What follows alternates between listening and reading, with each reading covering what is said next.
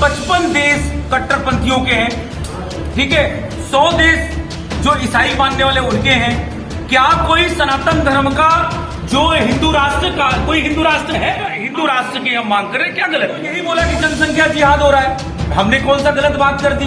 क्या जिहाद को जिहाद नहीं कहे तो क्या हम क्या कहते हैं उसको? मंत्रोच्चारण कहते हैं। अगर जनसंख्या जिहाद हो रहा है, अब इतने युवा वर्ग के लोग हैं, इतने मीडिया बंधु हैं, आप मुझे बताइए कि एक कट्टरपंथी समाज का व्यक्ति वो 5 विवाह करे और हर पत्नी से 5 बच्चे पैदा करे, 25 बच्चे हो गए, लेकिन उसका लक्ष्य क्या है? हमें कोई दिक्कत नहीं, कोई कितना भी पैदा कर ले, लेकिन हमें हमारे दो बुला के सुला दिया गया, हमें दो हमारे दो बोल के हमें तो सुला दिया गया।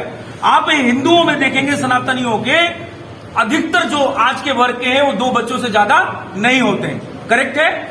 तो लेकिन उनके 25 बच्चे होते हैं, 18 बच्चे होते हैं, 13 बच्चे होते हैं, तमाम ऐसे जो है उदाहरण हमारे पास में है। लेकिन वो बच्चे होते कैसे हैं? वो अशिक्षित होते हैं। क्यों अशिक्षित होते हैं? क्योंकि उनके पास पालन पोषण के पैसा नहीं होता है। हमारे जो संसाधन है उसमें वो डोरे डाल रहे हैं, सबसे बड़ी बात। और सबसे बड़ी बात आपको बताएं, या पंचर की दुकान कर ले, जब वो 18 वर्ष का हो जाएगा तो वो वोटों में कन्वर्ट होगा कि नहीं होगा? आप लोग बताइए, क्या ये गलत बात हमने जंतर मंतर पे करी? क्या हमारे मंदिरों को सरकारी नियंत्रण से अलग नहीं करना चाहिए? वैष्णो देवी के अंदर करोड़ों का फंडिंग आता, उसे वैदिक स्कूल नहीं बनना चाहिए? हमें अधिकार नहीं होना चाहिए? हम वैष्णो देवी के अंदर दान देते हैं, वहां से पैसा निकल के उनके शिक्षा संस्थान, जिसको हम मदरसा भी कहते हैं, वहां जाए तो क्या उचित है? वो हमारे शिक्षा में क्यों नहीं खर्च हो रहा? तो कहने का मतलब तमाम ऐसे बिंदु थे जो हमें आज एक पत्नी के लिए परमिशन है और 2 बच्चे का परमिशन है, तो उनके लिए 5 कानून क्यों?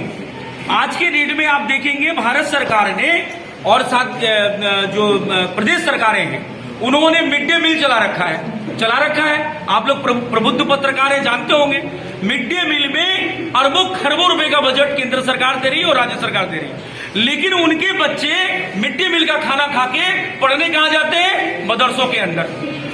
आज हम तिहाड़ जेल के अंदर थे, सबसे ज्यादा जनसंख्या अगर देखेंगे क्राइम रेशियो में तो उनकी थी, जो कट्टरपंथी समाज के लोग हैं जो यहां जहर घोल रहे हैं। तो जंतर मंतर पे हमने अभी भी कोई ऐसी बात नहीं करी। आप मुझे बताइए, हमने यही कहा कि जो भारत मुर्दाबाद कहे उसके सीने में गोली हो, क्या गलत बात था? हमने कहा रहे तिरंगा हाथों में। ध्यान से सुनिएगा, अगर आप कह देंगे गलत है तो मैं आपसे बोलना बंद कर दूंगा। रहे तिरंगा हाथों में, इनकलाब की बोली हो, और जो भारत मुर्दाबाद कहे उसके सीने में गोली हो, क्या ये गलत है? हमने यही कहा कि रहे भगवा हाथों में और भारत माता की बोली हो, जय श्री राम की बोली हो, और जो भारत मुर्दाबाद कहे उसके सीने में गोली हो, उसके सीने में गोली हो। अब बताइए आपके अंदर ये कहां से गलत है? और जो मेरी भारत माँ को, जो मेरी माँ को, मेरे संस्कृति को गाली देगा, उसको क्या हमें मारने का अधिकार नहीं है? हम इसी तरह से सोते रहेंगे?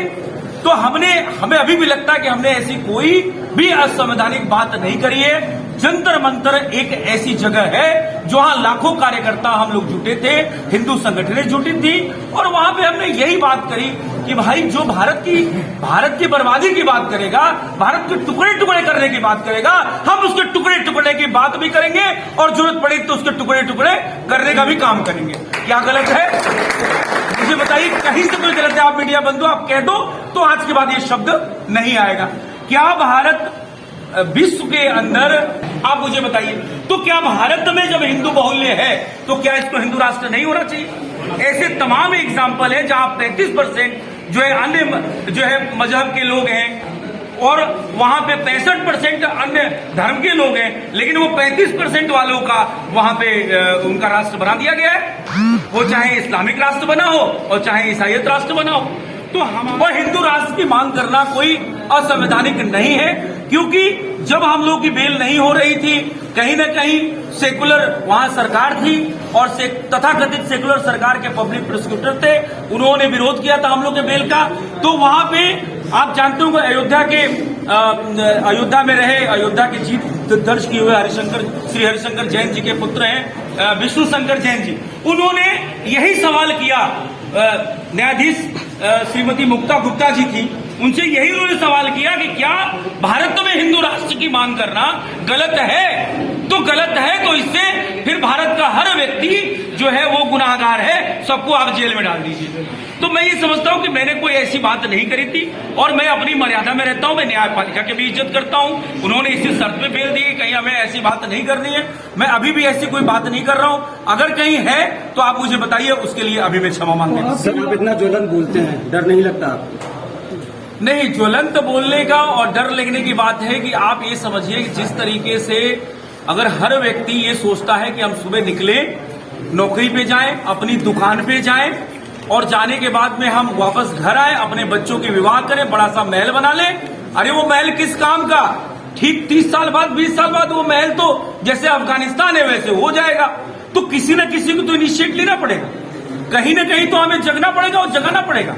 और रही बात, अगर यही डर होता तो कहीं अंग्रेजों से आजादी न मिली होती। जो अधूरी आजादी हमें मिली है, तमाम लोग बलिदान हो गए, लेकिन हिंदू आर्मी का ये लक्ष्य है कि हम बलिदान होने वाले में से नहीं है, हम लोगों को बलिदान करके और अपनी जो अपना राज्य, अपनी संस्कृति, अपनी परंपरा को स्थापित करने वाले लोग हैं। आपने बात कहा आजादी की, अभी हाल में कंगना रनौत ने कहा कि 1947 के बाद असली आजादी 2014 बाद मिली है। एग्जैक्टली। शायद है कि लाखों करोड़ों को बलिदान देने वाले वीर सपूतों को अपमान किया, इसके बारे में कहना? नहीं, बिल्कुल उन्होंने अपमान नहीं किया है। अगर आप देखेंगे तो आज के डेट में 1947 में जो सरकार बनी थी, उनका सबसे पहला रक्षा मंत्री, ये हिंदू बहुल्य है ना, ये भारत सनातन बहुल्य देश है ना, तो क्यों हमारा जो शिक्षा मंत्री था वो अन्य मजहब से आया? अगर भारत में बंटवारा हुआ, हम दो भाई हैं, हम दोनों ने आजादी ली, आपने अपना हिस्सा ले लिया, आपने सेव वाली जगह ले ली, आपने बर्फीली जगह ले ली, उसके बाद आपकी जनसंख्या के आधार पे आपको उतनी जमीन भी दी गई, तो आपको तो वैसे भी यहाँ रहने का अधिकार नहीं है। और उसके बाद आप पहली बात तो रहे, और रहने के बाद आपने क्या किया कि हमारे अधिकारों को आज भी आप छीन रहे हैं। आज हमारे अधिकारों को आप छीन रहे हैं। हम टैक्स पेयर सबसे ज्यादा कौन है मुझे बताइए? टैक्स पेयर हमारा हिंदू समाज है, लेकिन सबसे ज्यादा लाभ लेने वाला व्यक्ति कौन है? आज मिड डे मील में अरबों खरबों रुपया जो जा रहा है, सबसे ज्यादा प्रयोग उस कट्टरपंथ समाज के लोग हमारे यहाँ खाते हैं, उसके बाद जाके मदरसों में पढ़ाई करते हैं। क्या गलत है मुझे बताइए? हम कौन सी बात गलत कर रहे हैं? हमारे संसाधन है, हमारे सीमित संसाधन है, हमारी जमीन है, हम अपनी जमीन से, अपनी कमाई से हम उनको हिस्सा क्यों दें जो जबरदस्ती यहाँ कब्जा किए बैठे हुए? तो ये कोई गलत मांग नहीं है। और कंगना रनौत जी ने अगर कहा कि अधूरी आजादी है तो बिल्कुल अधूरी आजादी है, क्योंकि हमारे टैक्स के पैसे से उनको पढ़ाया जाता है, उनको सुविधाएं दी जाती हैं, उनके 25 बच्चे पाले जाते हैं, हमारे 2 के लिए नहीं है, उनके 25 आज के डेट में आप कहते हैं बेरोजगारी है, बेरोजगारी, कैसे नहीं बेरोजगारी होगी भाई? जब एक कट्टरपंथ समाज की जनसंख्या उस समय कितनी थी? आप मुझे बताइए, 5 करोड़ थी।